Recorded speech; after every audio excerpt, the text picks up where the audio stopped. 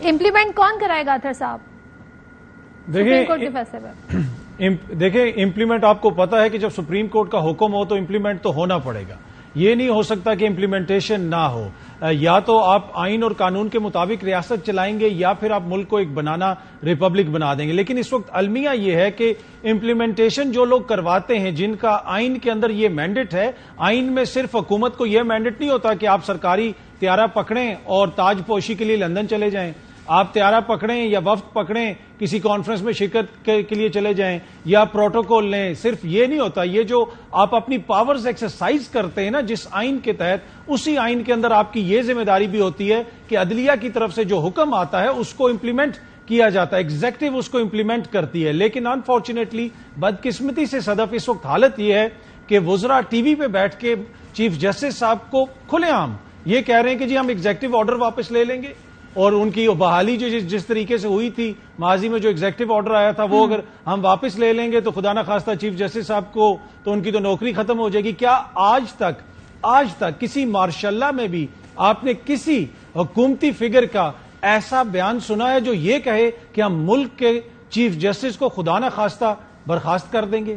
آج تک آپ نے کبھی یہ سنا ہے؟ تو اس سے آپ اندازہ لگا سکتے ہیں کہ اس وقت جن لوگوں کی ذمہ داری ہے کہ ہمارے حقوق کا تحفظ کریں، آئین کا تحفظ کریں، وہ آئین کے حوالے سے، آئینی حقوق کے حوالے سے اور اپنی آئینی ذمہ داریوں کے حوالے سے وہ کتنا سیریسنس کا مظاہرہ کر رہے ہیں، وہ ان بیانات اور حالیہ ان کے جو رویے ہیں اس سے آپ اندازہ لگا سکتے ہیں. کنڈی صاحب، یہ جو بیان جس کے ریفرنس دے رہے ہیں اطہر صاحب، یہ رانا ثناء اللہ صاحب نے دیا ہے. آپ کی میموری ریفریش کرنے کو اگر ناظرین کو ابھی دکھا دیں پھر ذرا سوال پوچھ لیتے ہیں. کنڈی صاحب، اس حد تک جا سکتی ہے حکومت؟ دیکھیں، جو آئین اور قانون کے مطابق ہوگا وہی چیز ہوگا.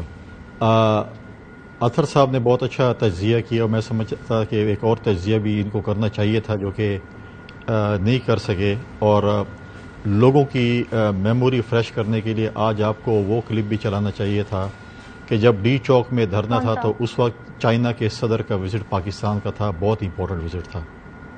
اور آج پھر چائنا کے وزیر خارجہ اس وقت پاکستان میں ہیں اور عمران خان نے دوبارہ کال دے دیا ملک میں کہ جی آپ چیف جسٹس کے ساتھ یکجہتی منانے کے لیے نکلے. بھائی خدا نخواستہ وہ گرفتار ہو گئے یا ان کو نظر بند کر دیا ہے. وہ تو آج بھی عدالت میں بیٹھے تھے اور پرسوں بھی منڈے کو بھی عدالت میں ہوں گے. لیکن یہ قوم کو دیکھنا پڑے گا کہ یہ کیوں چائنا کے جو ہمارے ڈگنیٹریز آتے ہیں اور عمران خان کو جو ہے کال دینی پڑتی ہے، چاہے وہ ڈی چوک پہ تھے چاہے وہ آج ہیں، کہ کیوں یہ اس پہ جو ہے اس پہ کیوں ایسی چیزیں ہو رہی ہیں. سی پیک ان کے دور میں کیوں رکی ہے؟ میرے بھائی نے بات کی کہ جی لوگ لندن جا رہے ہیں یا انہوں نے ایس سی او کی بات کی. ہم نے تو جا کے ایز اے اسٹیٹمنٹ بات کی. ہم نے تو ہمیشہ اگر ہمارے فورن منسٹر گئے ہیں ایز اے فورن منسٹر بات کی ہے. ہم نے کبھی وہاں پر جا کر کسی کی ذاتیات نہیں کی. ہم نے تو former prime minister Imran Khan صاحب کے رشیا کی وزٹ کو وہاں پر لیکن سر یہ اس طرح کے اسٹیٹمنٹ دینا مناسب ہے موجودہ چیف جسٹس کے لیے؟ کیا ایسا کبھی ہوا ہے؟ میرا جواب مکمل ہونے دے، پھر اس کا بھی سوال کا جواب. میرا بھی جواب مکمل نہیں ہوا. ہمارے جو وزیر خارجہ گئے ہیں انہوں نے سابق وزیر اعظم کے رشیا کے وزٹ کو بھی ڈیفینڈ کیا ہے.